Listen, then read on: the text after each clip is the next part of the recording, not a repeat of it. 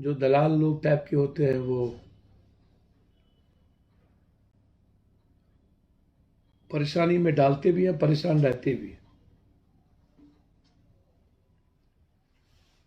उन्हें लगता है कि चलो कुछ इसका, कुछ उसका, कुछ उसके हिस्से का, कुछ कुछ खाते रहे।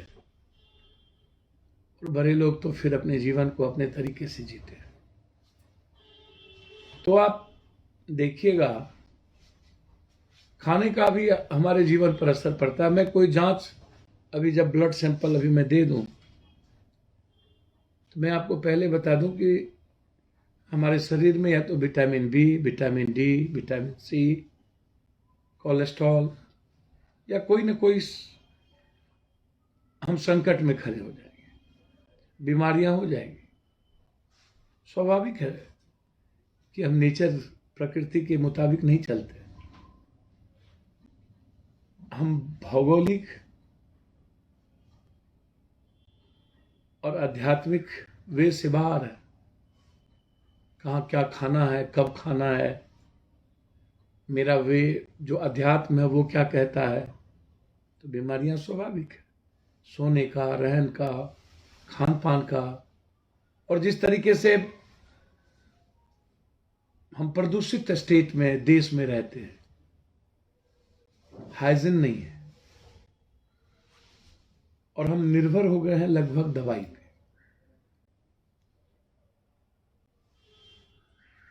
तो स्वाभाविक है कुछ ना कुछ बीमारियां होगी। उसके लिए हम इतने पैनिक क्यों होते जा रहे हैं, क्यों घबराते जा रहे हैं। अगले बार लैब को गवर्नमेंट ने ये तय किया था, डॉक्टर ने, कि लगभग 24 पॉइंट कुछ से जब नीचे रहेगा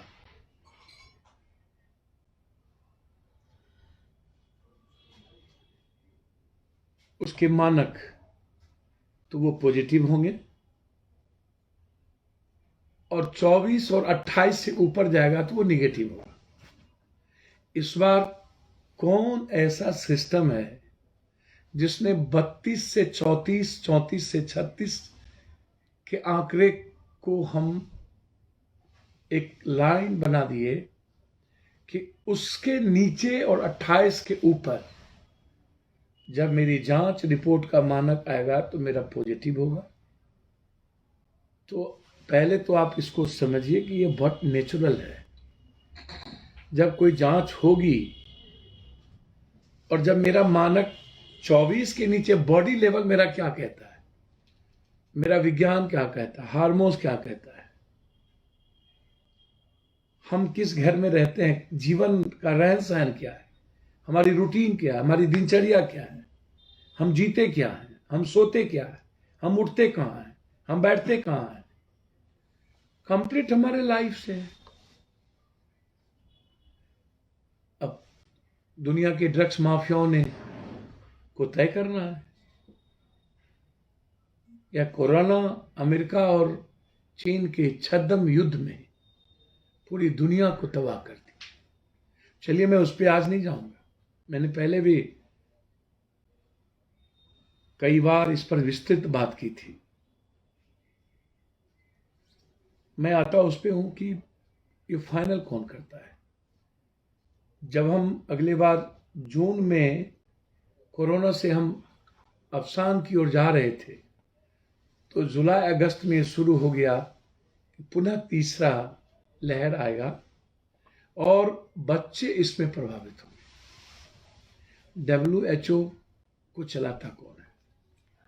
WHO किसी मजबूत संगठन का हिस्सा नहीं है, किसी मजबूत ताकतवर देश का हिस्सा है। वो गाइड करता है WHO को।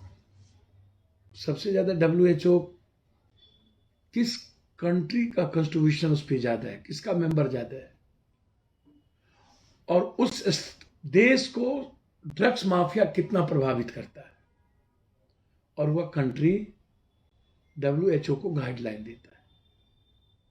हमारे यहाँ हमारा एक्सपर्ट क्या भगवान थे क्या?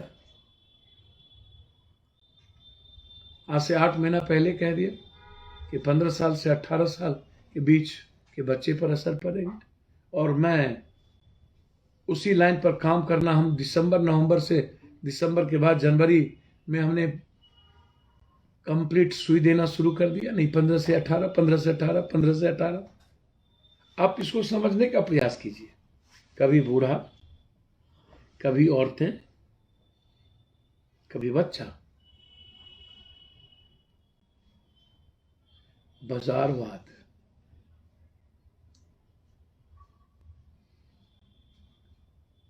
दुनिया में सबसे ज्यादा इकोनॉमी, पैसा, अर्थ वर्ल्ड को किससे मिलता है?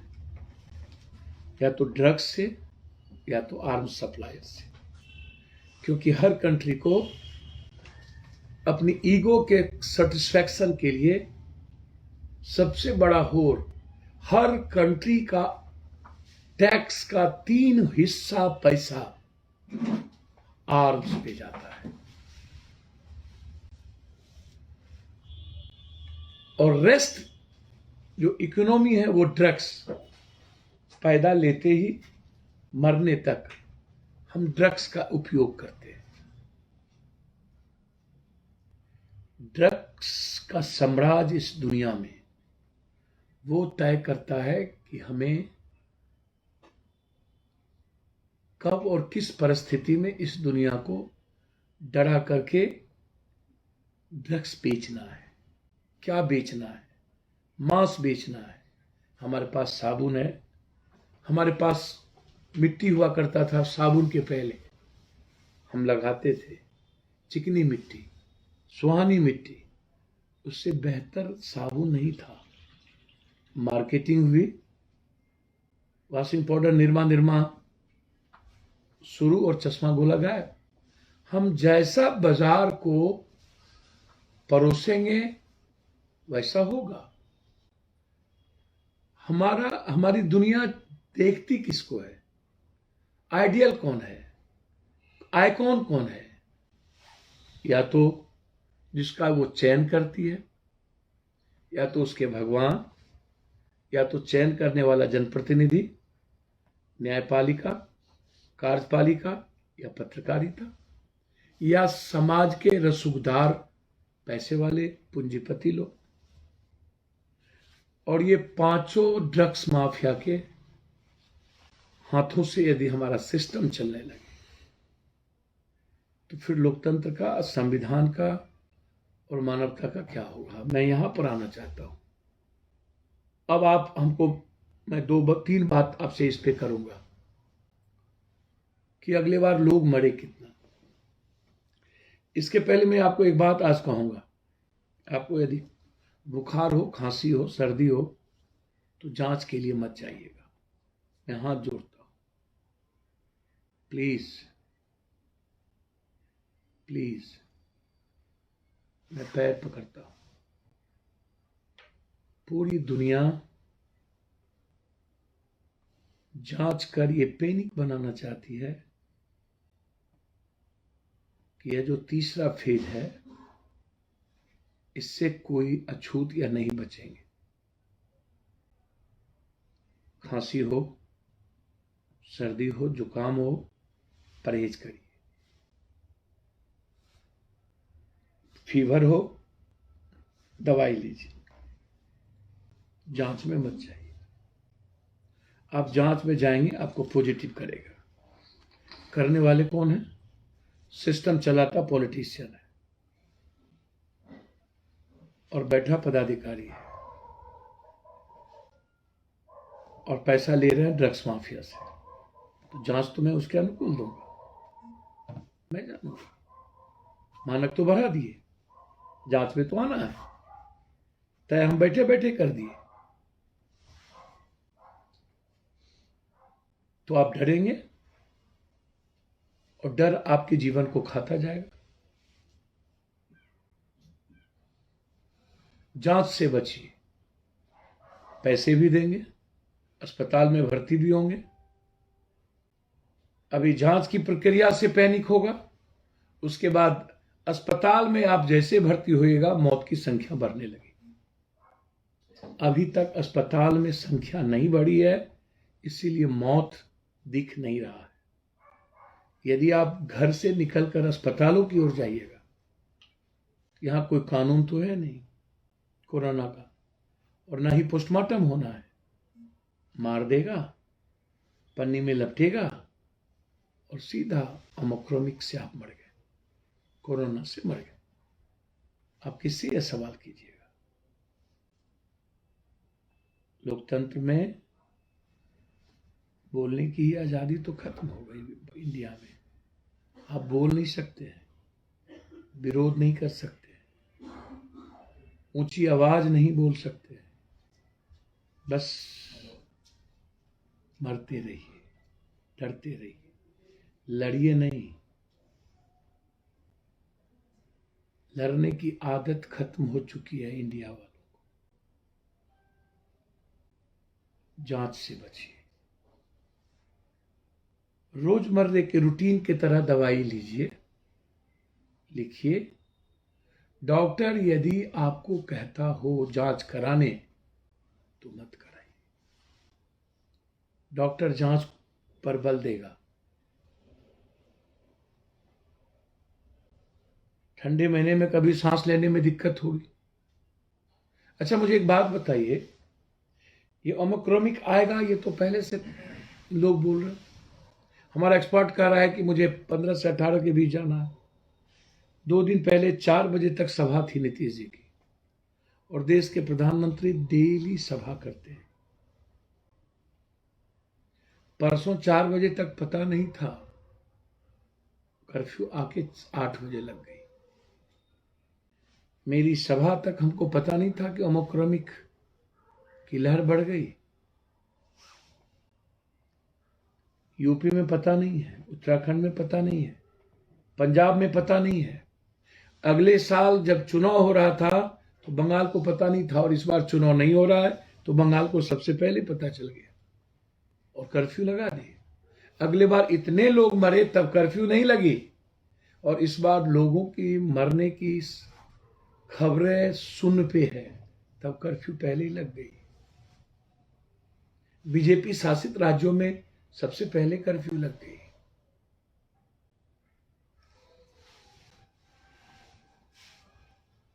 और वहां पॉजिटिव नहीं है जहां चुनाव है, वहां जांच नहीं है, इसीलिए पॉजिटिव नहीं है। वहां वोट के लिए सुइया की संख्या बढ़ा दी गई है, यह कहने के लिए कि हम इतने लाख इतने करोड़ सुई दे दिए, जिम्मेदारी से मुक्त। मंदिर में 31 को कोरोना नहीं, 1 को नहीं, मस्जिद में नहीं, गुरुद्वारे में नहीं, चर्च में नहीं। 4 के बाद कहां से कोरोना आ गया? 3 के बाद कहां से आ गया? दिसंबर में, जनवरी में हम अपनी सुविधा के अनुसार कोरोना लाते हैं, और हर साल फरवरी के पहले ही कोरोना क्यों आता है और जून में गायब हो जाता है? गौर से समझिएगा।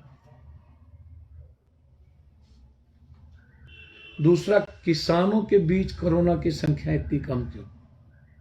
9 महीना भारत के किसान धरना पर रहे, प्रदर्शन पर रहे। क्या कोरोना थी? मैं आपसे पूछ रहा हूं, क्या वहां के लोगों की कोरोना से मरने की संख्या बढ़ी? वहां 700 लोग मरे आत्महत्या से, लाठी से, ठंडा से, धूप से, कोरोना से नहीं। एक भी लोग कोरोना से नहीं मरे। लाखों की भीड़ थी, एक टेंट में 20 आदमी सोते थे, वहां कोरोना नहीं थी। फिर कोरोना कहां पे?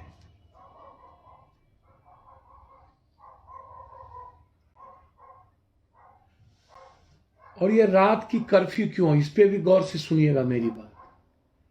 ठंडे महीने में 9 बजे के बाद कौन निकलता है, कौन होटल जाता है? सब लोग कंबल में जाना चाहते हैं और नेता एंजॉय करते हैं।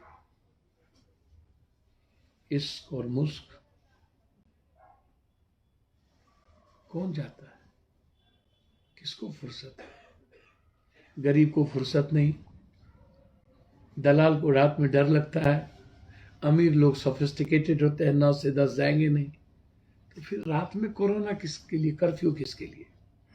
दिन में भीड़, दिन में रैलियां, इंटरनेशनल फ्लाइट भर के आएंगे, नेशनल फ्लाइट भर के आएंगे, ट्रेन भर के आएगा, एक दूसरे स्टेट को हम जा रहे हैं, इंटरनेशनल फ्लाइट पूरे दुनिया की हमारे यहाँ आ रही है, हम दुनिया के यहाँ जा रहे हैं, नेशनल फ्लाइट एक दूसरे स्टेट में जा रहा है, तो बताइएगा ना। तो फिर पार्क, सिनेमा हॉल, 8 बजे दुकान बंद हो जाना, फिनिश कर दो, मजदूरी घटा दो, कोचिंग खत्म कर दो, ट्रांसपोर्टर फिनिश कर दो। 4 महीना हमारी ट्रक बैठेगी तो 4 महीने का बैंक को लोन कहां से देंगे? और फिर वो कर्ज, ब्याज और सूद का क्या होगा? हमें तो मारने की तैयारी कर दी जाती है लॉकडाउन से। एक सरल प्रोसेस, प्रक्रिया। अच्छा, मुझे एक बात बताइए, मैं आपसे ही जानना चाहता हूं, आप सब बौद्धिक लोग हैं।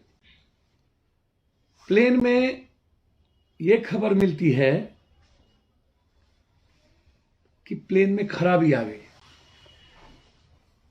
तो प्लेन की खराबी या तो पायलट क्रूजर को बोलता है या क्रूजर पायलट के साथ चर्चा करता है। प्लेन के पैसेंजर को भनक तक नहीं लगने दी जाती है, क्योंकि अफरा तफरी मच जाएगा, डर का वातावरण पैदा होगा, हंगामे होंगे और फिर अनजाने में हादसा हो जाएगी। हम किसी भी घटना को रोकने का प्रयास करते हैं, लेकिन ये डॉक्टर और नेता अपनी बीमारियों को दुनिया को क्यों दिखाना चाह रही है? हम लगातार 20,000 लोग से डेली मिल रहे हैं, हमको तो नहीं कोरोना हो रहा है, हम तो ट्वीट नहीं कर रहे हैं, डेली मिल रहे हैं। आज भी समस्तीपुर से आए, कल मधुबनी और सुपौल में थे, फिर शादियां 50। आप भारत के मिडिल क्लास, गरीब और किसानों पर वार क्यों नहीं करते? तो ये पैनिक क्यों पैदा, डर क्यों फैलाया जा रहा है? एड्स हो जाए किसी डॉक्टर और नेता को तो पड़ोसी को पता चलेगा, बीवी को एड्स की जानकारी नहीं दिया जाएगा, फिर इसकी जानकारी। रोजमर्रे के रूटीन में यदि हमें कोई बीमारी होती है तो क्या पड़ोसी को पता चलता है? ये नेता हमेशा छुट्टी चाहते हैं, अपनी मजबूरियां, गलतियां, अपनी नाकामी को छुपाने के लिए ये भारत के 130 करोड़ लोगों की जिंदगी को तबाह करना चाहती है, ये उसको थोपना चाहती है। लॉकडाउन और कर्फ्यू सिर्फ नेताओं की गलतियों को एक बड़ा दीवार की तरह ढक देने के लिए।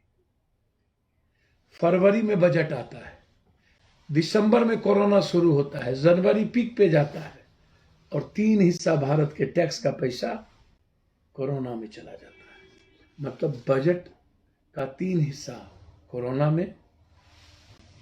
129 करोड़ कल नीतीश कुमार जी कोरोना में दिए, 128 करोड़ पदाधिकारी, नेता, माफिया तीनों के घर चला जाएगा। अब जो बजट के पैसे आएंगे फरवरी के पहले,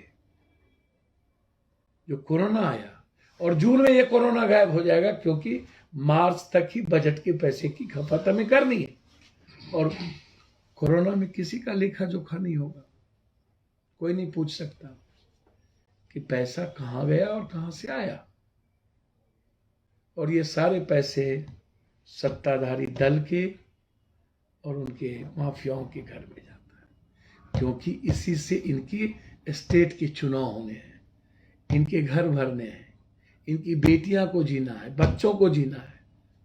आपके टैक्स का पैसा आप ही के डर और भय को वातावरण बना के हमें लूटना है। और फिर चूंकि मैं लगातार गलती कर रहा हूं, नफरत पैदा कर रहा हूं, स्टेट का चुनाव लड़ूंगा, हमें अच्छा काम नहीं करना है, हमें सीक्वेंस पैदा करना है, हमें छोटी छोटी चीजों को भर के हमको कुर्सी चाहिए, इसके लिए इनके पास वक्त होता है। लेकिन हम जिस दिन कोरोना खत्म होता है उस दिन से लेकर के कोरोना आने तक फिर कोरोना पर कोई काम नहीं करते हैं। इसलिए उस गलती को ढकने के लिए कर्फ्यू और लॉकडाउन जैसे चीजों का सहारा लेकर हम आपकी फ्रीडम को, आपके धरना प्रदर्शन को, आवाज को, आपकी जिंदगी को एक रूम में कैद कर देते हैं और आप डर जाते हैं, क्योंकि आपको लगता है मेरा बच्चा मर न जाए।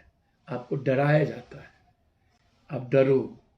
कोरोना के कानून को बना करके कि इसमें ये कानून है और इसमें चारों संस्थाएं मिली हुई।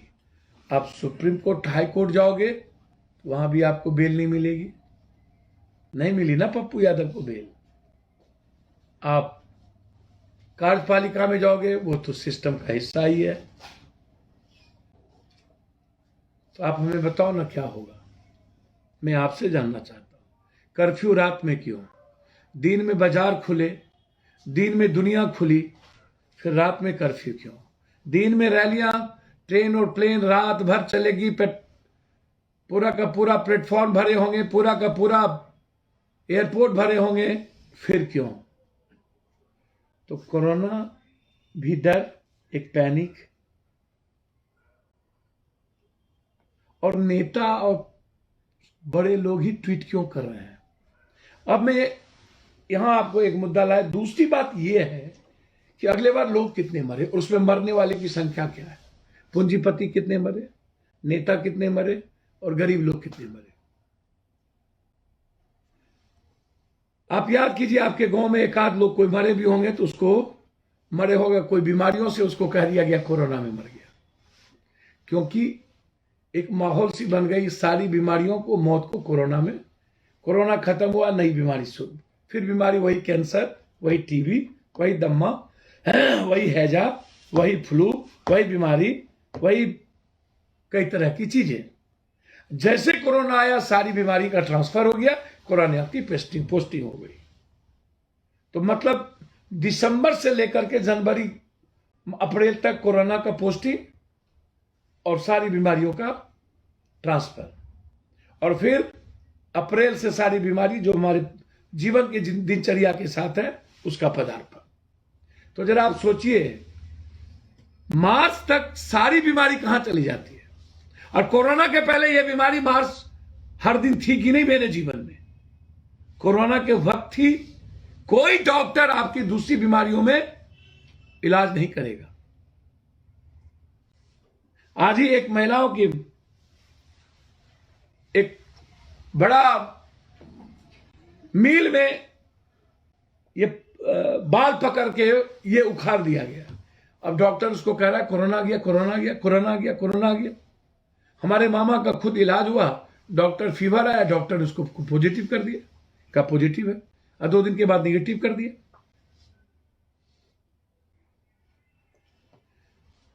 अब मैं क्या करूं? आपसे कुछ कहूं कि नहीं?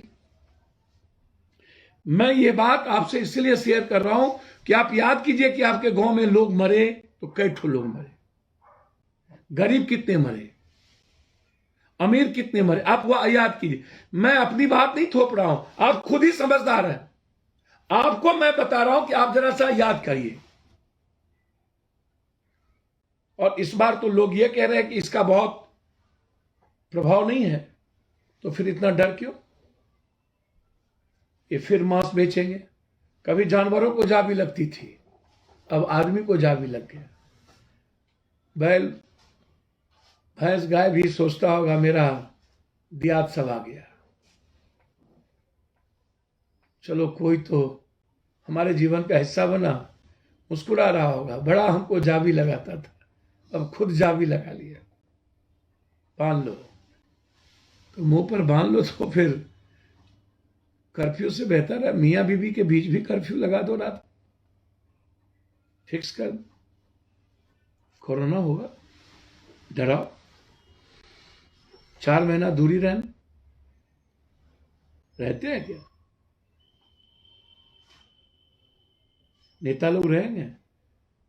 अगले बार दोनों लॉकडाउन में सबसे ज्यादा ब्लू पिक्चर तो इस हिंदुस्तान में लोगों ने 92.2% पॉर्न देखा है। लोगों ने पॉर्न देखने के बाद क्या कर रहे थे लोग? 92.2 लॉकडाउन में सिर्फ इतने लोगों ने दिन और रात मिला करके मिनिमम 3 मैक्सिमम 7 बार पॉर्न देखा है। ये मैं नहीं कह रहा हूं, ये कंप्यूटर कह रहा है, ये भारत के आंकड़े कह रहे हैं, ये आईटी कह रहा है। फिर हमको डरा क्यों रहे हो? अब आइए मैं एक बात और आपसे पूछ रहा हूं,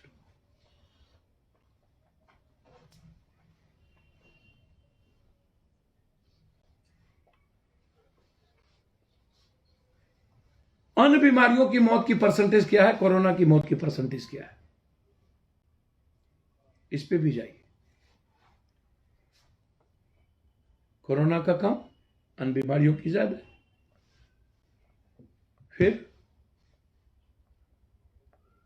फिर उससे डरे कि तुमसे डरे?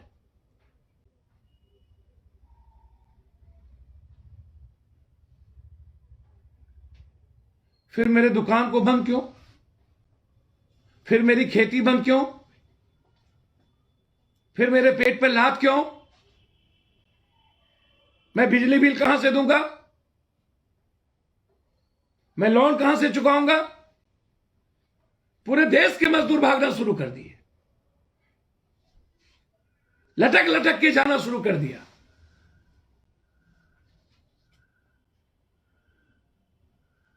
हमने जो 2 महीना में 3 महीने में कमाया नहीं, वो 3 महीने हम कर्ज लेके बैठ के अपने मां बाप के बीच खाना खाएंगे और डरेंगे, और फैक्ट्री वाले मनमानी करेंगे।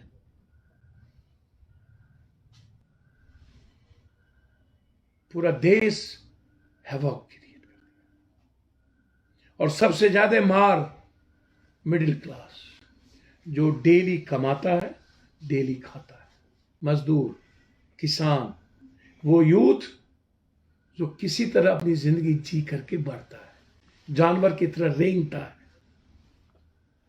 मतलब जितना हम कोरोना से नहीं मरेंगे, उतना भूख, गरीबी और बेरोजगारी से मर जाएंगे, उतना आत्महत्या इकोनॉमी से कर लेंगे, जिंदगी कर्ज से लग जाएंगे, और फिर हमको कोई पैसा, हमारे टैक्स का पैसा हमारी बिजली या मेरे स्वास्थ्य और एजुकेशन पर खर्च नहीं होता। हमारे टैक्स का पैसा खर्च होता है विधानसभा, लोकसभा, कार्यपालिका के घरों पर, उसकी बेटी पर, उसके बच्चों पर, उसके ट्रेन पर, उसके हवाई जहाज पर, उसकी बिजली पर, उसके फ्री फोन पे। हम टैक्स इसलिए नहीं देते हैं कि पप्पू यादव का बेटा बेटी फ्री में सफर करे, प्रधानमंत्री अरबों खरबों की संपत्ति पर जाए और लोगों की जिंदगी तबाह हो जाए। ये टैक्स का पैसा 3 हिस्सा, न्यायपालिका, कार्यपालिका, विधायपालिका, इस पे, आप पे नहीं, हेल्थ एजुकेशन पे नहीं, एनर्जी पे नहीं, पानी पे नहीं। कोई भी सरकार सबसे पहले अपने प्रजा के स्वास्थ्य, एजुकेशन, ऊर्जा और पानी को सुरक्षित करता है, और हम इसी चारों चीज से बोझ बना के जनता को लूटते हैं, महंगाई। इसीलिए मैं आपसे कहने आया हूं, ये कोरोना से डरने की जरूरत नहीं, लड़ने की जरूरत है, परहेज करने की जरूरत है। हम विरोध करेंगे लॉकडाउन का, और हम सबको मिलकर के इसका विरोध करना चाहिए कि तुम 9 महीना हमारी मदद नहीं करते हो, हमारी जिंदगी नहीं जीते हो और फिर हम पर थोप देते हो। ये ठीक नहीं है। मैं आप सबसे सिर्फ एक ही बात कहना चाहूंगा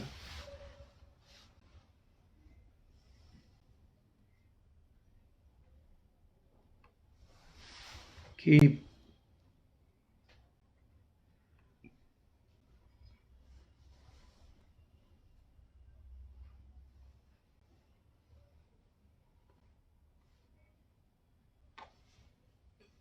अस्पताल से बचने का प्रयास कीजिए, जांच से बचने का प्रयास कीजिए। सरकार आपको सुई दे रही है, लीजिए, मुझे उस पर आपत्ति नहीं है। कानून कहता है कि जबरदस्ती हमको नाक में बांधना है, गमछी बांध लीजिए, खरीदने की जरूरत नहीं है। साबुन आपके घर में है, सैनिटाइजर खरीदने की जरूरत नहीं है। लेकिन अंतिम एक बात कोरोना का मैं कह रहा हूं कि अब कौन सी सुई लगेगा और कौन सी टैबलेट बिकेगी, इसकी खपत क्राइसिस होगा। घबराइएगा नहीं, मैं जिंदा हूं। सरकार भले ही अपनी गलतियों को थोप दे, लॉकडाउन लगा दे, दवाई और ऑक्सीजन के चलते एक भी बिहारी को और एक भी हिंदुस्तान के लोगों को मरने नहीं दूंगा।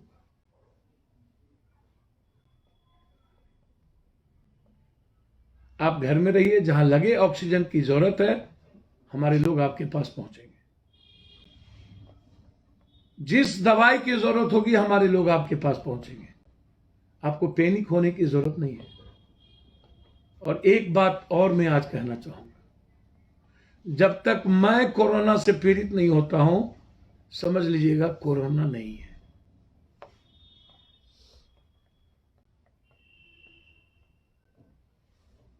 और यही सच है, यही सच है। आप कानून को फॉलो करिए, मुझे कोई आपत्ति नहीं। आप सुई लीजिए, मुझे कोई आपत्ति नहीं। आप नाक में अपनी गमछी लगाइए, मुझे कोई आपत्ति नहीं। आप साबुन से हाथ धोइए, मुझे कोई आपत्ति नहीं। लेकिन आप मास्क खरीदिए, मुझे आपत्ति है, क्योंकि आपके पास पैसे नहीं है। आप सैनिटाइजर खरीदिए, मुझे आपत्ति है, क्योंकि आपके पास पैसे नहीं है। हम बिकने नहीं देंगे, हम इसके बाजार को चलने नहीं देंगे, हम इस ड्रग्स माफिया के को कुबेर बनने नहीं देंगे। इसीलिए हम नेताओं से आग्रह करते हैं कि जो लोग पॉजिटिव हों, कृपा करके ट्वीट ना करिए। और डॉक्टर साहब, आप हमारे लिए ईश्वर तुल्य हैं, मैं कुछ नहीं कहूंगा। आप काम करते हैं, रोजमर्रे में काम करते हैं, मुद्दे भी हम, मुद्दाले भी हम, कोई दिक्कत नहीं, करिए। जांच भी हमारा ही, नियम भी हम ही, लेकिन कम से कम आम जनता पर थोपियो तो नहीं। ये मेरा आपसे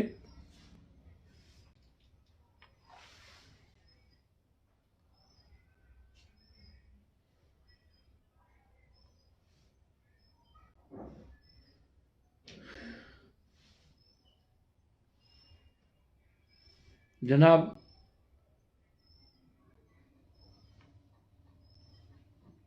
कोरोना पर फिर हम नई अपडेट आपको 2 दिन 3 दिनों के बाद देते रहेंगे। सरकार हमारे लिए काम नहीं करती है, सरकार से सवाल आपको करना चाहिए, और खासतौर पर यूथ को सवाल जरूर करना चाहिए, जो पढ़ना चाहते हैं, जो जीना चाहते हैं। मैं अब एक बड़ा गंभीर मुद्दों पर, इससे थोड़ी कम, लेकिन कुछ टीवी वालों ने इसको कुछ ज्यादा ही, कोरोना से ज्यादा पैनिक बनाने की कोशिश की है।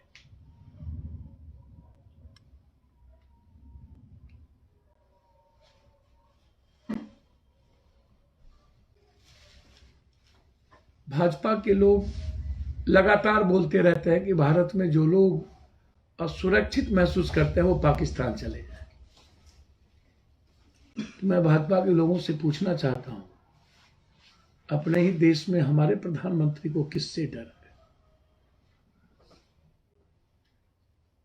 क्या ये बात उन पे भी लागू होगी?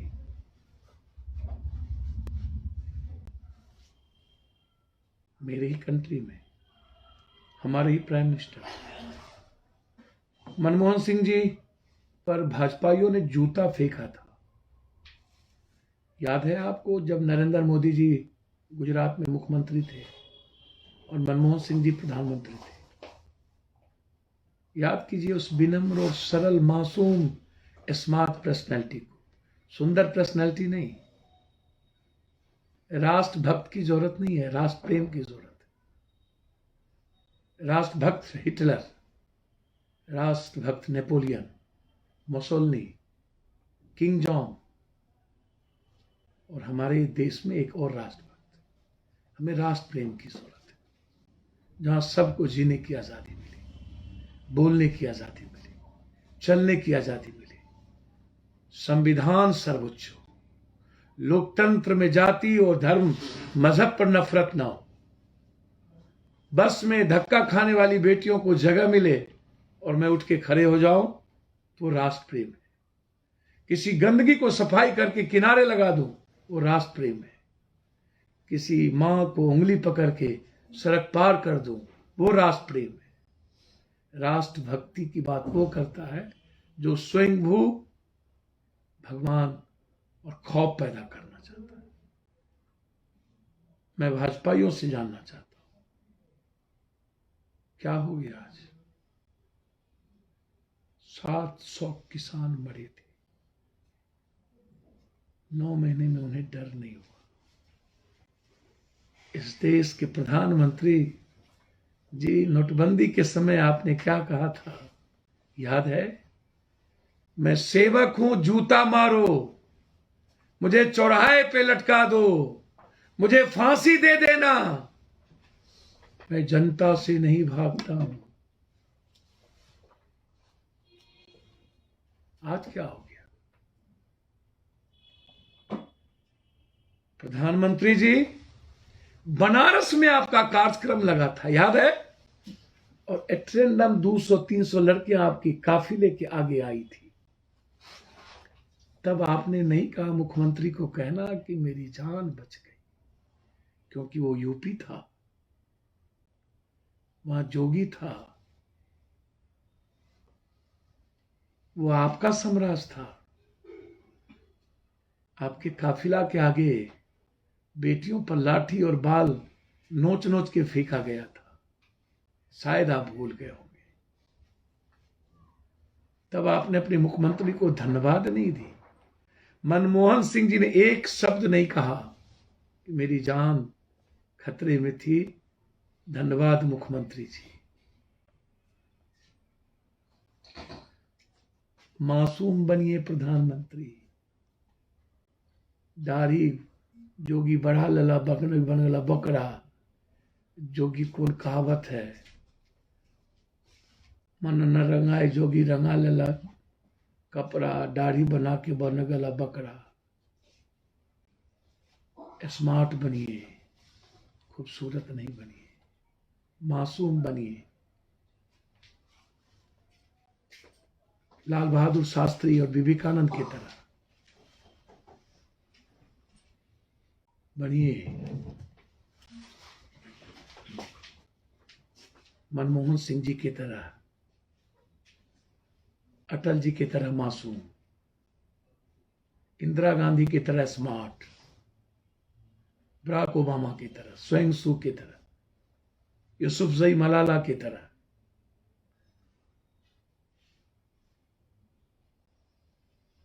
खूबसूरत इंसान दुनिया में कुछ नहीं करता। प्रधानमंत्री जी,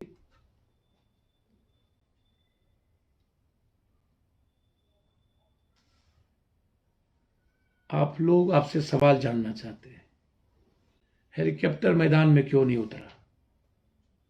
10,000 जवान उनकी सुरक्षा में मौजूद थे, फिर सुरक्षा में चूक कैसे हुई? पीएम की सुरक्षा गृह मंत्रालय और एसपीजी के पास होती है। वो लोग क्या मौजूदा कर रहे थे? सीएम बड़ा या पीएम? खुले मैदान में खाली कुर्सी के बारे में भाजपा का क्या कहना है? सेंट्रल एजेंसी का मतलब आईवी, डिप्टी डायरेक्टर या फिर संयुक्त निर्देशक रैंक के अफसर तैनात रहते हैं हर स्टेट में। क्या पंजाब वाले आईवी अधिकारी इस तरह की इनपुट नहीं मिला आपको? मोदी जिंदाबाद के नारे लगा रहे भाजपा का झंडा लेकर एसपीजी गोली मार देती अगर विरोध होते तो, क्योंकि एसपीजी को अटूट पावर है, दुनिया में सबसे ज्यादा पावर है एसपीजी को, किसी को गोली मार सकता है। वो चाहेगा तो आपके बेटे, आपके बेटी को भी गोली मार देगा। बिना एसपीजी के प्राइम मिनिस्टर का बेटा बेटी भी मिल नहीं सकता। ये भी नहीं है। वीडियो को ध्यान से देखिए। जो ऊपर भी रहे वो नरेंद्र मोदी जिंदाबाद का नारा लगा रहे हैं और नीचे वाले मुर्दाबाद के नारे लगा रहे हैं। सेना के चीफ का हेलीकॉप्टर सुरक्षित नहीं, प्रधानमंत्री सुरक्षित नहीं।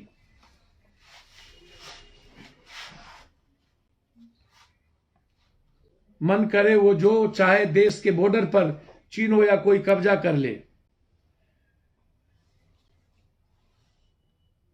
हमेशा मुख्य मुद्दों से भटकाना,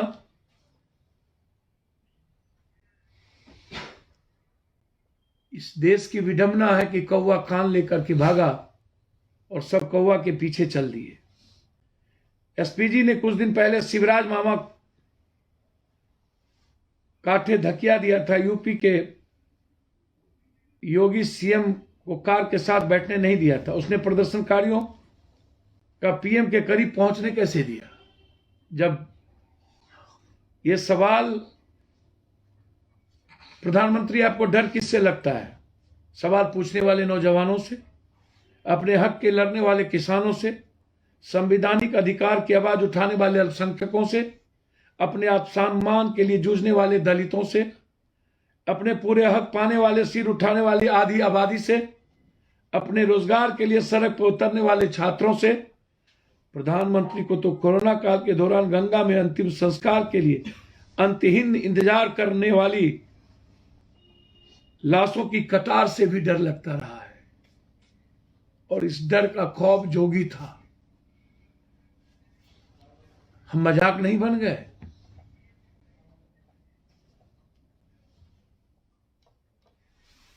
फिर जिस तरीके से आप एक दलित सीएम के विवेक पर हमला, आप चाहते क्या है? हर घटना को पॉलिटिकल इवेंट्स क्यों बनाना चाहते हैं? हर घटने को आप पैनिक क्यों बनाना चाहते हैं? क्या यह देश सिर्फ भाजपाइयों का है? क्या यह देश सिर्फ संघियों का है? क्या यह देश सिर्फ भाजपा को वोट देने वालों का है? कि हिंदुस्तान की आधी से अधिक आबादी, जो नॉर्थ से लेकर के साउथ, दक्षिण पंथ से लेकर वामपंथ, लोकतंत्र में भरोसा रखने वाले हर उस व्यक्ति का देश है जो खुद के लिए और अपने परिवार के लिए जीना चाहता है। और हम पॉलिटिशियन हमेशा नई चीजों को ला करके पैनिक बनाते हैं, हम मुद्दों से दूर रखते हैं।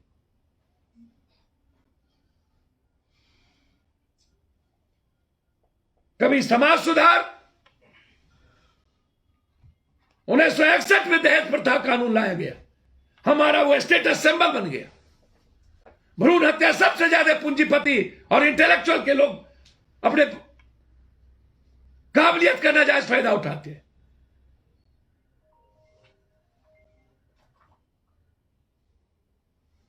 कौन सी समाज सुधार की बात हम करते हैं उस प्रदेश में जो दुनिया की सबसे ज्यादा गरीबी हो,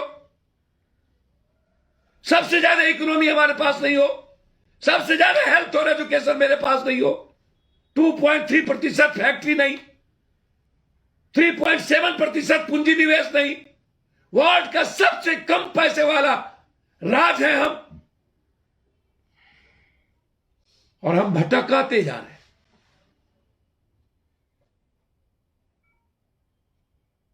आज हमें जरूरत है सिर्फ बेरोजगारी और महंगाई पर बात करने की, खाद पे बात करने की, किसानों पे बात करने की, एमएसपी पे बात करने की, बिहार के विशेष राज्य पे बात करने की, हेल्थ और एजुकेशन को नंबर 1 करने की।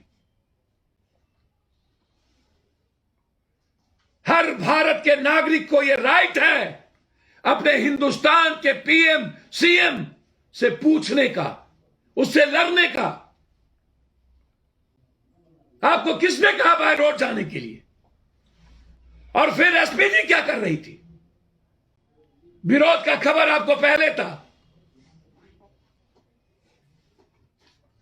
फिर आप वहां क्यों रुकी? और यह जरूरत क्यों पड़ी कि अफसर को कहने की कि धन्यवाद कहना, मेरी जान बच गई।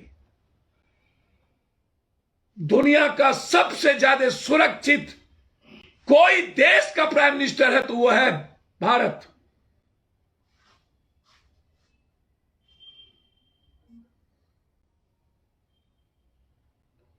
फिर इस तरह की चर्चा ये सही नहीं है।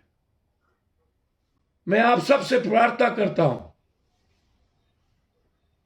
अपनी जिंदगी को आम आदमी की जिंदगी की तरह जीने का प्रयास कीजिए। आप सर्वोच्च नहीं है, पीएम और सीएम है तो एमपी एमएलए सर्वोच्च नहीं हो सकता, वो नौकर हो सकता है, वह सेवक हो सकता है, सेवादारी कर सकता है। मैं ये 2 सब्जेक्ट पर ही मुझे कहना था। 10 तारीख को विशेष राज अनिल जी और वार्ड सचिव और 16 की हम लोग लड़ने की तैयारी में हैं। 90 के दशक में 27% से अधिक युवा एमपी और विधायक बनने जाते हैं, आवाज बुलंद नहीं करते। नहीं करते, आप ही क्यों करते हैं? मैं क्या करूं मनीष जी, अमरिंदर जाज, आप भी दुखी हैं, मैं भी दुखी हूं, दुखी तो हूं, लेकिन रास्ता आपके हाथ में है अमरिंदर झा जी। एजुकेशन और हेल्थ पर चर्चा कहां होती है ब्रजेश? इस देश में क्या बोलूं, वर्ल्ड का सबसे ज्यादा कम हेल्थ और एजुकेशन पर बजट भी मेरे यहां और सुन पे मैं भी हूं। भारत का जब भी बजट होता है हेल्थ पर सबसे कम हो जाता है, एजुकेशन पर बजट नहीं के बराबर है।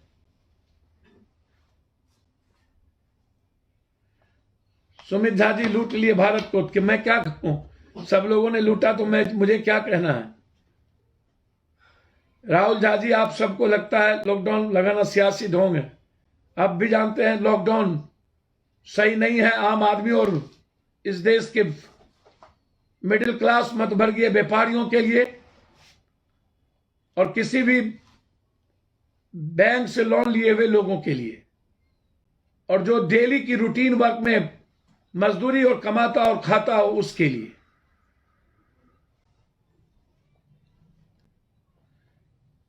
भारत भूषण जी, जमीन बेचकर जनता की सेवा नहीं, लोगों आपके सहयोग से करेंगे। आप इच्छा शक्ति होनी चाहिए करने की।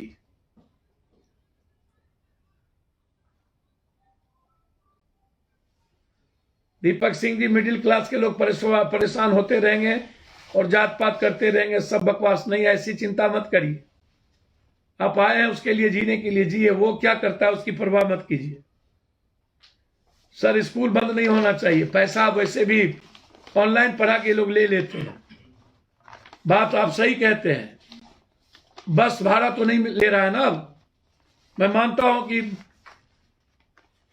आपसे पैसे ले लिए जाते हैं, लेकिन सबसे ज्यादा परेशान जो छोटे छोटे दुकान जिसकी 7 बजे के बाद 8 बजे के पहले, और जो बाजार है खुदरा बाजार, वो सबसे ज्यादा परेशान होता है। तो हम सबको मिल करके समाधान निकालना चाहिए और लॉकडाउन का सरकार पर जम करके विरोध करना चाहिए। मैं ऐसा मानता हूं। मैं इन सब के साथ मैं आपको नए साल की ढेर सारी शुभकामनाएं। आप के जीवन में किसी तरह के विघ्न और बाधा ना आए। मकर संक्रांति की मुबारकबाद। आप अच्छे से ईश्वर, अल्लाह, गुरु, प्रभु आपके साथ रहे, आपकी परछाइयों के साथ रहे। मेरे नॉलेज में जो चीजें आएंगी मैं निश्चित रूप से आपके साथ खड़ा रहने का प्रयास हद तक करता हूं। मैं भी इंसान हूं, मैं भगवान तो हूं नहीं, लेकिन कोशिश करता हूं हर व्यक्ति के जीने में मैं उसके भाई की तरह, पिता की तरह, मां की तरह, बेटे की तरह खड़ा रह पाऊं। पुनः एक बार 2022 की पूरी शुभकामनाएं आपको अंतःकरण से, मन से, कर्म से। मैं आपके लिए जीना चाहता हूं। मैं आपका सदियों से हूं, सदियों से मैं फिर कोई क्वेश्चन शायद आ गया अब आपको। अमरिंदर झा जी, आपको पता ही है बचपन से पप्पू यादव को इस बात की जानकारी है। जब से मैं लौटा हूं विदेशों से, अन्य जगहों से, तब से सिर्फ किसके लिए जीता हूं आपको भी पता है। संतोष जी विभूतिपुर प्रखंड के निश्चित रूप से बहुत बहुत धन्यवाद। सुजीत पासवान जी, इंडिया के मीडिया बिकाऊ है सर, इस पर बोलिए क्या कहा जाए चौथे स्तंभ पर। जब आपको जानकारी है तो हर आदमी को जानकारी है। अमित जी, निश्चित रूप से चंपारण में जितनी मर्डर और घटना घटी है हमेशा आया हूं। जब भी बाढ़ हुए हमेशा आया हूं, आगे भी आऊंगा। प्रमोद जी, आवाज तो हमेशा उठता रहा हूं। खाद की कालाबाजारी पर लड़ाई जारी है। रोड जाम हुई थी 10 तारीख को। विशेष राज्य के दर्जा, खाद, एमएसपी, वार्ड सचिव, इन मुद्दों को लेकर के रेल चक्का जाम है। हम चाहेंगे किसानों के मुद्दे और खास तौर पर विशेष राज्य के मुद्दों को लेकर आप उस दिन 2 घंटे रेल चक्का जाम कर केंद्र और सरकार को एहसास कराइए कि बगैर विशेष राज्य के हम चैन से नहीं बैठेंगे। बगैर रोजगार लिए एक तो नौकरी मिलती नहीं, और जो नौकरी रहती है उसको भी आप छीनते हो। तो 10 तारीख को हम लोग पटना और अन्य जगहों पर इस लड़ाई को लड़े। गोलियां चली है, मुझे जानकारी है। पुनः एक बार आप सबको मैं हृदय से मैं प्रणाम करता हूं, सलाम करता हूं। हृदय से मैं आप सबको सत श्री अकाल। गुरु गोविंद सिंह साहब की ऐसे समय पर प्रकाश पर्व, उनको मेरी ओर से बधाई। मकर संक्रांति जो सच्चाई, सात्विकता का प्रतीक है, हमारे जीवन में एक नए विचारों का आगमन और नूतन वर्ष का जीवन में आना, और खुद के आनंदित अंग्रेजी जनवरी के बगैर लोहड़ी और मकर संक्रांति, इस जीवन में प्रवेश करना, विज्ञान के मुताबिक भी प्लैनेट का, सूरज का, मकर का हमारे बीच आना हमारे लिए एक नए रचना है। मैं उसके लिए आपको बधाई देता हूं। पुनः 2022 आप मुस्कुराएं, जिएं, और हम आपसे प्यार करते रहें, इसकी शुभकामना देता हूं। मेरा प्रणाम स्वीकार करिए। धन्यवाद।